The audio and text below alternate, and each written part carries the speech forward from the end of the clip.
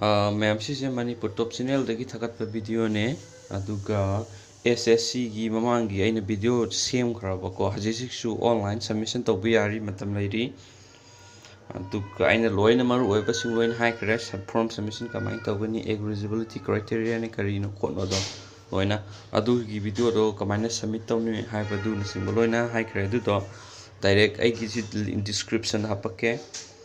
adu video do yingbiyo mayam duga kamai tawna kano tawni du khangani form submission tawni do CHSL gi ne do adu hajiji form han mana thajing khaba kangu du hauzik application du nang thajing gi ba form du yarabra yadabra haibdo check tawba yaramne haji anauba kano la notification la bane haji form submission tawbodo done oirabra oidribra hadi adu yeng harakati si website se direct sango official website ssc.nic.in da ai link su dum hapake aduka nang na sigi login to phone na kana samai thena ne sec chsle application status ta sangani nang application du dan oi bro oi tabdi yeng sta sangani aduka jithola ani sang lora matung na samai thoni nang registration number hapairani sida dukanda registration number happy rani nangi submit button na mani aduga na application registration number sida hapani box sida submit tawrani aduga nangi application approve tawraba tawdabra haib to check tawbiyo hana thajing heba kangu do reject tawbusi mayam yawbana reject tawragadi nang hajik semdokpagi matam lairi form submission tawba yari ko yeng aduga si seme video sina maru oina I syllabus karamba lakani exam sigi eligibility haidi magi exam pattern ko ma karamba subject wise id hoi mai tier 1 tier 2 tier 3 le exam se adu loi kan selection phangdine ba adu karamba kamai karamba kano da laktuino khottuino adu gi maram da haidine ba sira sarakpam hai ge mayam se application form se sigi SSC CHSL gi se handak ki marks ki tang manga dagi thabane april ki tang manga pu thajun be yari ko last date of registration se April ki tang manga huba adu tier board exam sina mu se date 1 thatare si tang kun torpu ki manung tawni tier 1 ki tier 2 ki na mu thamapan tang kun mapan ko simul loi tawni aduga mayam aduga haji ai sida makhada hierarchy kano sina mu magi exam syllabus the exam pattern na mathang hairage mayam gyan tadaba yars comment box taibiro aduga direct link su video si description na hapake my syllabus to ko aduga mayam exam thazil hokdoba mamang na kangu haji matam nari thajin beari thajining makangu dona video do kamai na thajini adugum bana singba sing na maru oibedo khange hairaga na link hapake mamang na video semkhre aduri dum jingbiro me thank you SSC CHSL exam gi kanone magi exam pattern syllabus tune direct ne sise do sise haji ai kano toroge mathang hairki ma video skip taw to video loi fu yeng biyo phajana gyan tana ba gyan ta to biya ors dum hero comment box ta aduga ma ahan ba sise tier 1 tier 2 tier 3 ane le mai ahan ba tier 1 gi maram na sandong haige tier 1 my objective based online exam ne ba haidi kano da online mode exam ne ahan bagi ba tier 1 exam se adu da mark fugi sorry 60 minutes matam na 60 minutes ne aduga negative mark to per question da question ma lan matam 0.5 mark deduct tawe aduga magi subject pire number of question pire maximum mark pire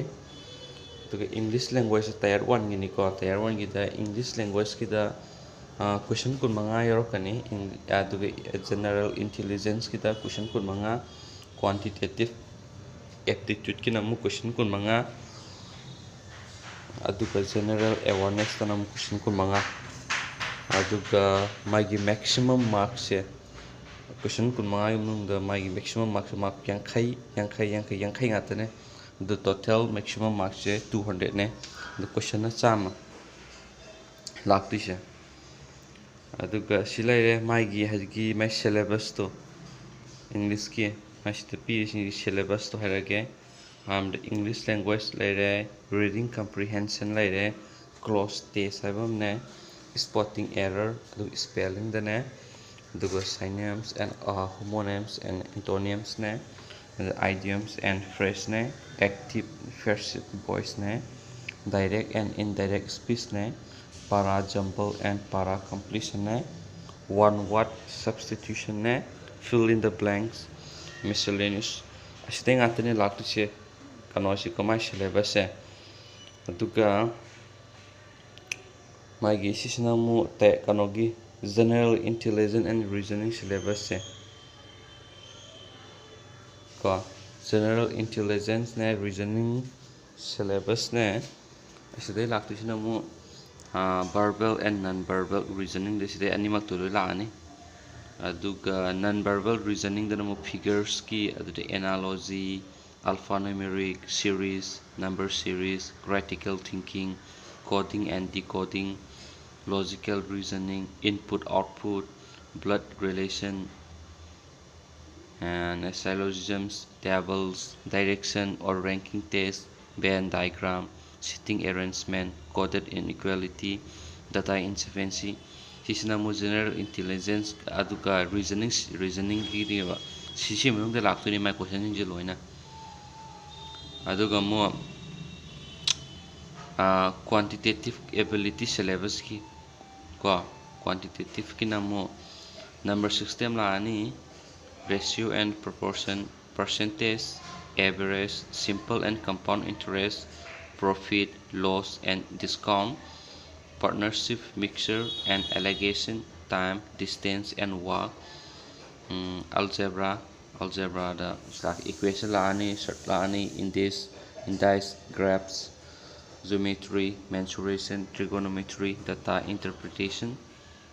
sequence and series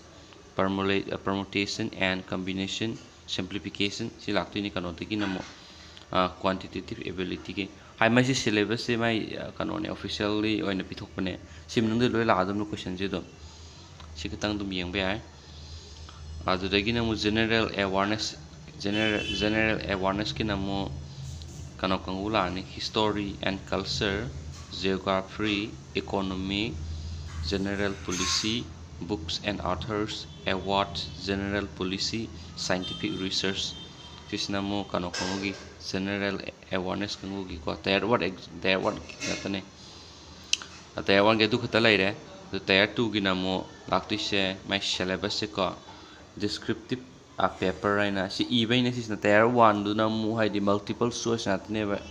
online da thadu bneba adu sigi tier 2 yora dimu I du bala ni sis namu pen and paper raise ma sama gi ni my descriptive paper raise ko I du si maksa ma gi ni test of this you can write whole paper either in English or Hindi but not both my gi question dum pirak tu do na I du si English na Hindi da ma khatang dum ibe yare ani mang ibe dia de mo aduka maksa ma gi du da mo ne pi se 1 hour ko aduga sida lere essay writing da iduba se what sani dagina sani yang khaibu iduba the letter writing de ko the sam yang khai dagina sani fu manung iduba the qualifying mark entire exam 33% of total mark adang yam drabada pass to gai taragadi apun ma mark tu dagi ko 33% nang pass to ta basi mark sam si manung da aduga kanoguma kangugi khara kan exam ta we moje SC ST khara kano to kangugi ko OBC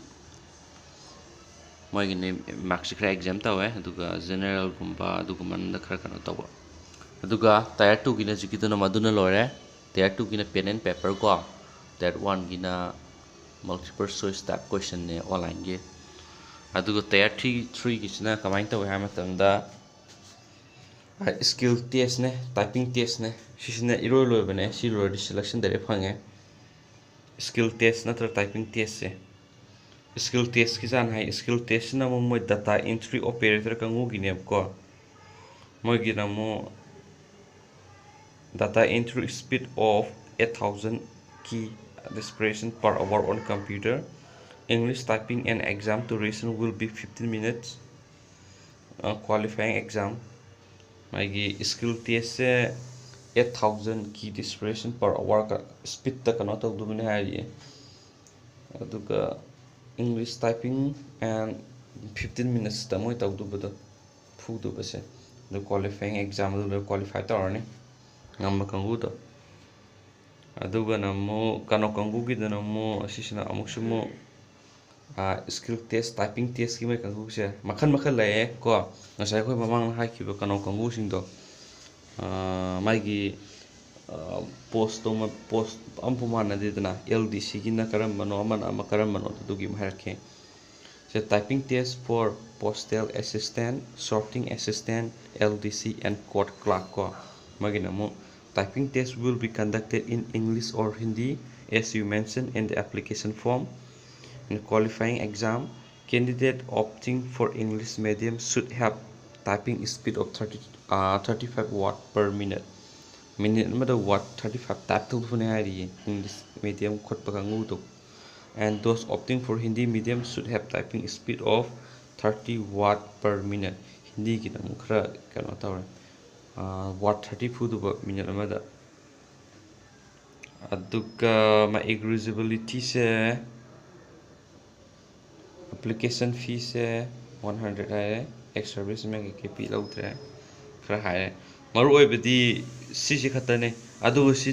मयेक सेंगना फजन मु येंगे हायरदि को IC PDF file से video से की description हापकेबा अदुगो direct download तोबिरो अदुगो तुम येंगो खंगदब यारोसु तुम comment box तुम हंगो अदुम मतेंग पांगे सम सम हायरद मागी सिदा पीबा टायर 1 टायर 2 टायर 3 से सिसि खतने कोइन मेन एग्जाम हमदि सिसि लोरा तुम सिलेक्शन फंगदुनेबा अदुदा मागी टायर 1 ना पीरिबा सिलेबस से करम मनुंग लाखपा याइगे सिसि खता बादुबा सि ऑफिशियली पिथोबा पोनेबा सिदगी आउटसाइड टेक सु लावेबा सिसि हाना पाबिरनि मैम दु मार्क्सना सब्जेक्ट टायर हाइदि सब्जेक्ट सिदा मार्क कमाय लाखपा खोटपा दु तुम येंगनी अदु मार्क तुइ मतुंगिना पाबा यारे